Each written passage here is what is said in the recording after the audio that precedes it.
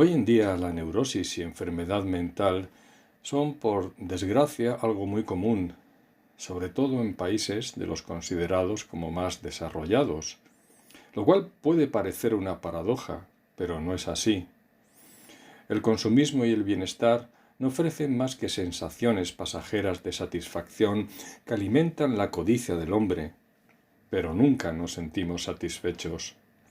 Por eso en Eclesiastés 1:8 leemos que todas las cosas son fatigosas, más de lo que el hombre puede expresar.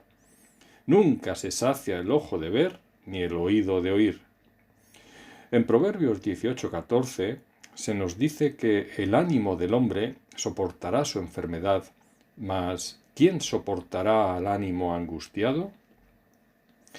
Así es, porque quizá con nuestras propias fuerzas en colaboración con la medicación podemos aguantar los síntomas de algo que por la psiquiatría se diagnostica como enfermedad a través de la depresión, pero que sin embargo no profundiza en la causa del problema. Es la raíz de la depresión la que debe ser extirpada o al menos tratada, porque de lo contrario únicamente estaremos poniendo un parche donde se requiere un mejor tratamiento.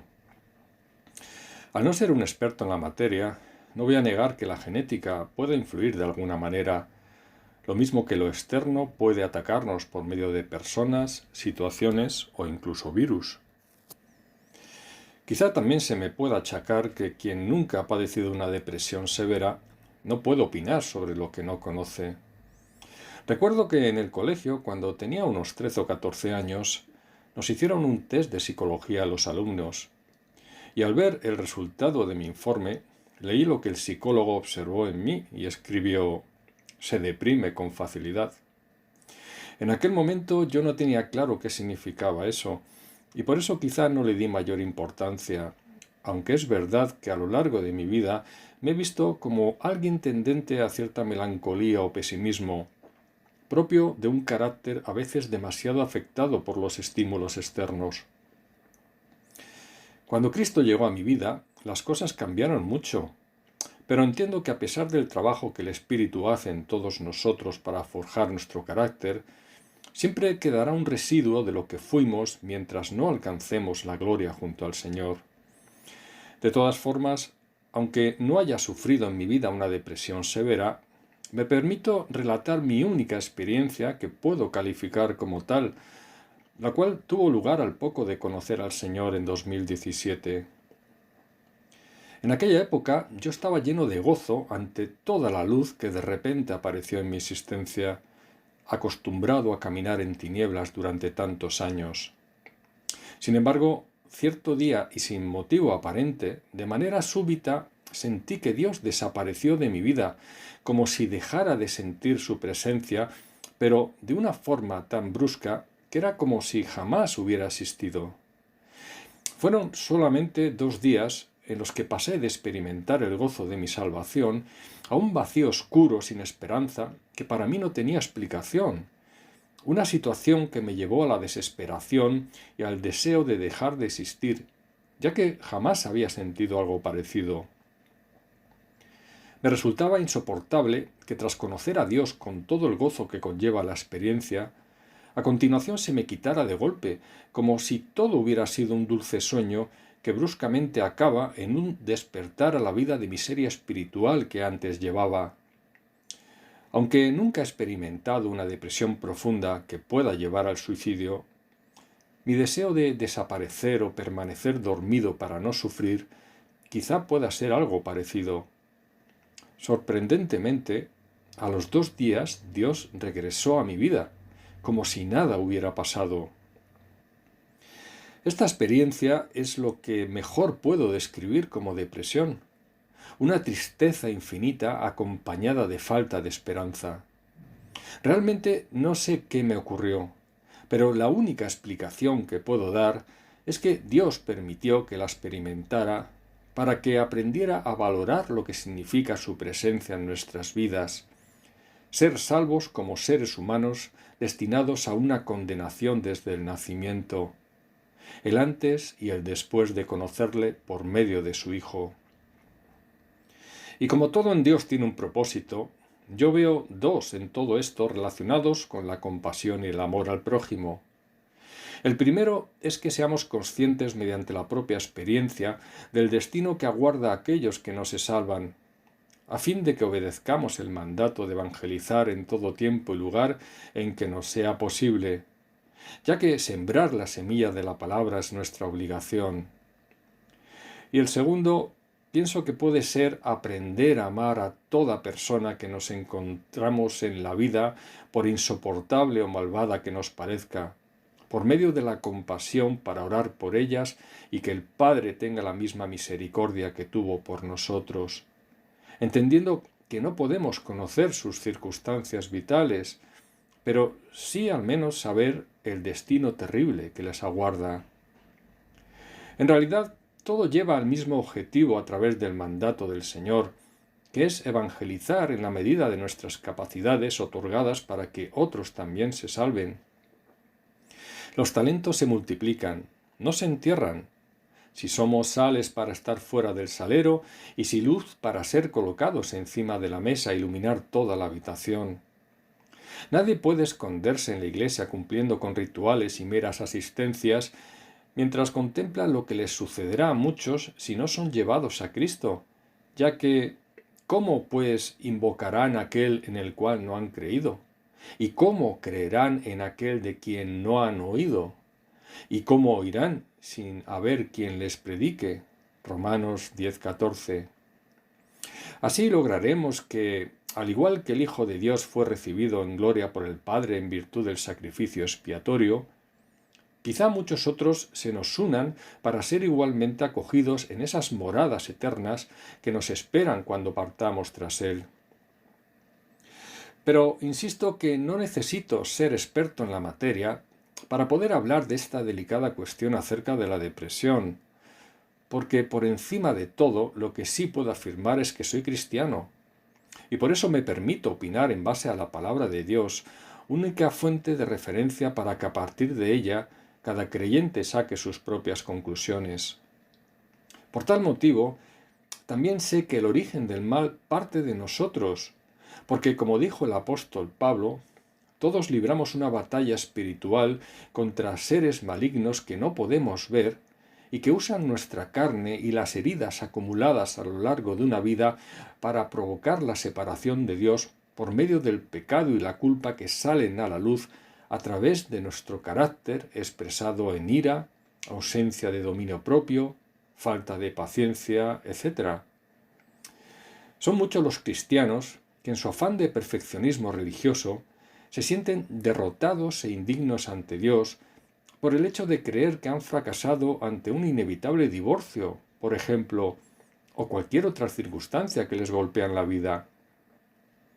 Esta neurosis nos impide ser las personas libres de esas ataduras que nuestro Padre quiere, porque no podemos pretender ser perfectos ante Dios en esta vida, pero sí al menos fieles a su causa basada en el amor a pesar de los tropiezos, que es el fin de su ley, dado que esa perfección ya nos fue otorgada por su Hijo en la cruz del Calvario. Dejemos, por tanto, que el Espíritu Santo haga su trabajo en nosotros, restaurando las heridas que aún están abiertas, dejándonos cuidar y mimar para ser levantados una vez más tras la caída, pero sin abandonar la mirada en Cristo, que es el objetivo de todo. Porque tras la neurosis perfeccionista, en ocasiones una ira contra nosotros mismos nos lleva a la depresión. Muchos hemos sufrido situaciones conflictivas en la vida en el trato con los demás y continuamente nos reprochamos no haber dicho o hecho lo que en su momento callamos o no hicimos, o por el contrario nos arrepentimos de haber actuado en sentido opuesto. Quizá hemos tolerado o soportado personas o situaciones a lo largo de los años por varios motivos, como el miedo, la necesidad de aprobación de los demás, o al vernos sometidos bajo una autoridad familiar o laboral contra la que no tuvimos la capacidad para rebelarnos al considerarla superior a nosotros, por ejemplo. Y eso ha podido provocar que la indignación y la ira, al no proyectarla hacia la causa externa, la hayamos dirigido hacia nosotros mismos por medio de ese continuo reproche que finalmente desembocó en la depresión. Una ilustración de lo anterior lo podemos observar en el libro de Jonás, en donde vemos que el profeta a lo largo del mismo refleja una actitud de continua rebeldía y queja hacia Dios, aun cuando a su vez reconoce su justicia y soberanía, debido a la certeza que tiene de que en virtud de su misericordia acabará por perdonar a los ninivitas, a los que Jonás odia. Cuando esto último sucede, el profeta, al no poder resolver su conflicto, por un lado entre la autoridad que reconoce en el Señor y por otro su deseo de venganza para que se haga justicia con los ninivitas y sean destruidos, en vez de otorgarles la misma misericordia que Jonás recibió de Dios ante su desobediencia anterior, proyecta esa ira contra sí mismo de tal manera que pide a Jehová que acabe con su vida, según vemos en el versículo 3 del capítulo 4. En resumen, en ocasiones la depresión no es más que ira proyectada hacia uno mismo, consecuencia del pecado o la culpa que nos martillea la conciencia. A su vez, todo aquello que nos ataca en este mundo tan apartado de Dios constituye un entorno que nos afecta a la hora de enfrentarnos a la palabra y a los mandatos del Señor. Y de ahí que debamos usar aquellos recursos que la Biblia pone a disposición de cada creyente, sabiendo que no batallamos solos, dado que tanto el Padre como el Hijo y el Espíritu Santo lo hacen a nuestro lado. Estas armas ya fueron descritas por el apóstol Pablo en Efesios 6, versículos 13 al 18. Por tanto, tomad toda la armadura de Dios, para que podáis resistir en el día malo, y habiendo acabado todo, estar firmes. Estad, pues, firmes, ceñidos vuestros lomos con la verdad, y vestidos con la coraza de justicia, y calzados los pies con el apresto del Evangelio de la paz. Sobre todo, tomad el escudo de la fe, con que podáis apagar todos los dardos de fuego del maligno. Y tomad el yelmo de la salvación y la espada del Espíritu, que es la palabra de Dios, orando en todo tiempo con toda oración y súplica en el Espíritu, y velando en ello con toda perseverancia y súplica por todos los santos. Lo que no podemos negar es que la depresión evidencia nuestra debilidad como seres humanos caídos por el pecado que entró en el mundo, el cual abrió la puerta a la enfermedad y muerte. En consecuencia, es algo que puede afectarnos a cualquiera de nosotros sin saber cuándo ni dónde, y de ahí que no debamos banalizarlo, quitando la importancia de algo que para el hermano que lo sufre es vital, dando consejos fáciles o palmaditas en la espalda, y mucho menos cuestionando su fe, porque como se nos dice en Proverbios 25:20, el que canta canciones al corazón afligido es como el que quita la ropa en tiempo de frío, o el que sobre el jabón echa vinagre.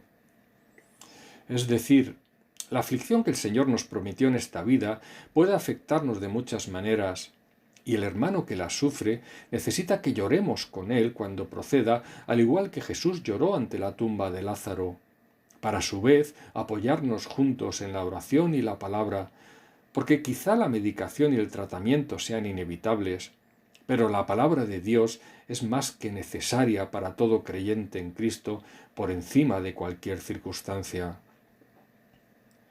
Como escribió Pablo en Romanos 12:15, gozaos con los que se gozan, llorad con los que lloran. Y ello porque a los hijos de Dios nos debe interesar cuidar lo que ocupa nuestro corazón más allá de la emoción o el sentimiento que transmitimos, ya que, sobre toda cosa guardada, guarda tu corazón, porque de él mana la vida. Proverbios 4:23. No hace falta ser creyente para darse cuenta de esto, de que lo interior de cada uno acaba afectando lo que vemos y somos por fuera. Es una realidad que podemos observar cada día en cualquier ser humano, porque como se nos dice en Proverbios 17:22, el corazón alegre constituye buen remedio, mas el espíritu triste seca los huesos. Lo que se nos explica es que lo espiritual acaba afectando lo físico, porque todos somos almas y cuerpos inseparables hasta la muerte. Por lo tanto, sin entrar a valorar una tendencia genética a la depresión, lo que sí es seguro es que la misma puede tener origen en un mal espiritual o pecado no confesado ante Dios que acaba afectando físicamente, algo que ya fue descrito por el rey David en el Salmo 32 tras cometer adulterio con Betsabé y planear la muerte de su esposo Urías, porque mientras cayó, se envejecieron sus huesos, versículo 3, hasta que finalmente se confesó ante Jehová. También sabemos que tarde o temprano las experiencias vitales nos acaban afectando, porque todos sufrimos de alguna manera problemas o tragedias con los que lidiamos a lo largo de nuestra vida.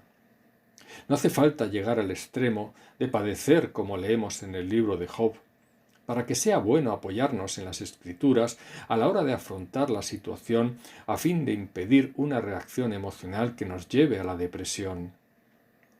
Esto es así, ya que la respuesta ante cualquier aflicción que nos toca sufrir sí guarda estrecha relación con el corazón y la fe de cada uno. Fe que, como sabemos, viene por el oír la palabra de Dios, tal y como el apóstol Pablo nos explicó en Romanos 10:17.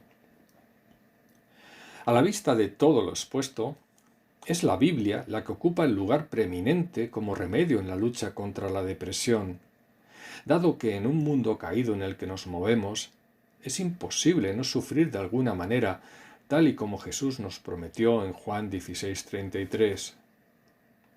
Porque la depresión es sinónimo de inseguridad y ausencia de control sobre uno mismo, una profunda tristeza del mundo completamente opuesta a la tristeza que es según Dios y que produce arrepentimiento para salvación, de que no hay que arrepentirse, según nos explica Pablo en 2 Corintios 7:10. Al contrario que la tristeza del mundo que produce muerte, tal y como añade el texto. En efecto, es el arrepentimiento ante Dios el remedio para poder salir del túnel o del pozo sin fondo en el que caímos, dado que el mundo solo ofrece dos salidas posibles cuando la persona se entristece hasta la muerte: o bien desahogar su tristeza al exterior en forma de ira, o bien proyectar esa ira hacia uno mismo, como se ha mencionado, para acabar deprimido. Pero, sobre todo, hay una ausencia completa de esperanza, y frente a esto no hay pastilla que lo remedie, solo una medicina que es la palabra de Dios, el único remedio posible para tan terrible mal que azota a millones de personas en este planeta. Así es, porque la palabra otorga esperanza donde no la hay, ya que sin esperanza solo respiramos, nos alimentamos y morimos, pero no trascendemos. Somos semejantes a los animales, que existimos por un tiempo, para finalmente desaparecer. Sin esperanza, la ansiedad y depresión te convierten en ese animal, porque solo una o varias pastillas te mantienen respirando, pero eso sí, muerto en vida, ya que la medicina trata el síntoma para controlarlo por medio de la medicación. Pero el problema sigue existiendo al ser el síntoma proyección del interior del individuo. Solo la palabra, como espada de doble filo que es capaz de penetrar hasta lo más profundo del ser humano a fin de discernir los pensamientos y las intenciones del corazón. Quizá trabajes, ganes dinero y adquieras cosas, hasta incluso puedas amasar fortunas, pero estás muerto. Sin esperanza, a lo mejor hasta eres capaz de mantener la sonrisa ante los demás e incluso reírte para que vean que estás bien, que todo funciona correctamente, que nada malo hay en tu vida y que eres uno más como ellos, hasta que vuelves a encontrarte contigo mismo en la soledad. Sin esperanza, necesitas empoderarte, tener muchas cosas a tu alrededor que te hagan sentir confiado en tus riquezas, mientras no paras de decirte lo mucho que te amas, rodeado de personas que te hacen sentir bien porque no te sientes bien contigo mismo. Sin esperanza, deseas muchos likes y visualizaciones, que la gente te alabe y aplauda en cada cosa que haces, reforzando tu autoestima en la aprobación de los demás. mientras enfocas todo tu esfuerzo en ese pequeño espacio de tiempo en el que una pirueta o baile demuestra ante los demás en el TikTok lo bien que sabes hacer algo. Sin esperanza, te agarras con fuerza la píldora como único salvavidas que pueda evitar tu hundimiento a lo más profundo del océano, y así puedes relacionarte como si no pasara nada. Porque vivimos en el mundo de la apariencia, en el que tu valor se mide por lo que tienes o los demás ven en ti por fuera, mientras poco a poco te consumes por dentro. Pero finalmente, sin esperanza, te acabas hundiendo, porque la vida acaba para todos al morir. Y si la depresión es ausencia de esperanza, el remedio está en la palabra de Dios, que está llena de ella, y no sólo para más allá de la muerte, sino también para la vida terrenal. Vemos que no hay mayor esperanza que la que se escribió en Lucas 10:20. Pero no os regocijéis de que los espíritus se os sujetan, sino regocijaos de que vuestros nombres están escritos en los cielos. En efecto, y por eso debemos hacernos la siguiente pregunta. ¿Acaso sentimos que algo nos falta cuando no conseguimos un logro terrenal y no percibimos el gozo de una eternidad segura con el Padre y el Hijo? Si es así, quizá algo no anda bien y puede ser momento de pararnos y preguntar por las sendas antiguas del Evangelio, para que nuestros ojos puedan ver lo que físicamente no se refleja en ellos. Recorramos entonces las Escrituras para tomar de ellas aquello que más necesitamos, como es la mejor medicina para el hombre que sana el alma, para que finalmente llegue a ser sanado el cuerpo. Cuando Jesús se dirigió a la mujer samaritana en Juan 4:10, le dijo: «Si conocieras el don de Dios y quién es el que te dice, dame de beber, tú le pedirías y él te daría agua viva». Ese don que Dios otorga y el agua viva que Cristo ofrece son la misma cosa, símbolo de la vida eterna. En realidad, Jesús ofrece la salvación, pero el problema es que muchos no conocen ese don o sencillamente no desean conocerlo, amando más las tinieblas que la luz, como nos explicó el apóstol en Juan 3, versículos 19 al 21. Y esta es la condenación, que la luz vino al mundo y los hombres amaron más las tinieblas que la luz, porque sus obras eran malas. Porque todo aquel que hace lo malo aborrece la luz y no viene a la luz, para que sus obras no sean reprendidas. Mas el que practica la verdad viene a la luz, para que sea manifiesto que sus obras son hechas en Dios. A su vez, cuando no se conoce a Jesús, es imposible conocer a Dios, y la revelación del Hijo encarnado en hombre solo ha quedado reflejada en las Sagradas Escrituras, en las que se nos invita a participar de una comunión eterna y gloriosa con el Padre y el Hijo. Esa es la razón de nuestra esperanza en esta vida, porque la fe nos otorga la certeza de una promesa de quien no puede quebrantar lo prometido, al ser la fidelidad cualidad inherente a la esencia inmutable de Dios. Por eso la íntima relación con Dios nos permite vivir en esta tierra la vida eterna que se inició en nosotros desde que fuimos sellados por el Espíritu Santo. Conocer a Dios y a Jesucristo para aplicar sus mandatos cada día en este mundo y gozar de sus beneficios es comenzar a disfrutarla desde ahora. Y esta es la vida eterna, que te conozcan a ti, el único Dios verdadero, y a Jesucristo, a quien has enviado. Juan 17:3. Pero sabemos que el Hijo de Dios ha venido y nos ha dado entendimiento para conocer al que es verdadero, y estamos en el verdadero, en su Hijo Jesucristo. Este es el verdadero Dios y la vida eterna. Primera de Juan 5:20. Y experimentar la vida eterna desde ahora, sin esperar abandonar nuestro cuerpo carnal, es lo que nos lleva a vivir con esperanza, paz y gozo en este mundo caído. Ya desde el momento en que Jesús vino a este mundo para llamar a pecadores, no a los que se consideraban justos, dejó claro que con la luz derivada del nuevo pacto se vislumbraba la esperanza para todos aquellos que le aceptaran como su Señor y Salvador, con todo lo que eso implica. No todos lo entendieron así, sobre todo los escribas y fariseos.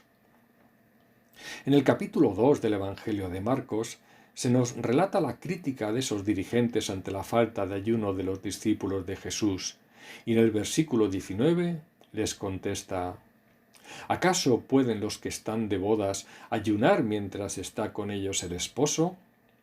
Entre tanto que tienen consigo al esposo, no pueden ayunar. En efecto, la cuestión es que Jesús tuvo en cuenta la relación matrimonial entre él y su iglesia que se empezaba a formar, de la misma manera que Jehová en su momento consideró al pueblo judío como su esposa. Por ello, aquellos que le reconocen como su Señor y Salvador no pueden tener otra actitud más que de gozo en su corazón y mente en virtud de la bendición recibida, que es la salvación, mayor que ninguna otra. El ayuno que propugnaban los escribas y fariseos, incluso los discípulos de Juan el Bautista, era un sacrificio penoso que no se correspondía con las buenas nuevas del Evangelio de Cristo. Era inapropiado, por tanto, que sus discípulos hicieran esa clase de ayuno estando él presente con ellos en esta vida, algo más propio de su futura ausencia, como refleja el versículo 20. En cualquier caso, el único ayuno admisible sería el revelado por Jehová por medio del profeta Isaías en el capítulo 58, versículos 6 y 7, basado en el amor al prójimo más que en privarse de alimento. Jesús lo ilustra con dos ejemplos en Marcos 2, 21 y 22. Nadie pone remiendo de paño nuevo en vestido viejo. De otra manera, el mismo remiendo nuevo tira de lo viejo y se hace peor la rotura. Y nadie echa vino nuevo en odres viejos. De otra manera, el vino nuevo rompe los odres y el vino se derrama y los odres se pierden. Pero el vino nuevo en odres nuevos se ha de echar.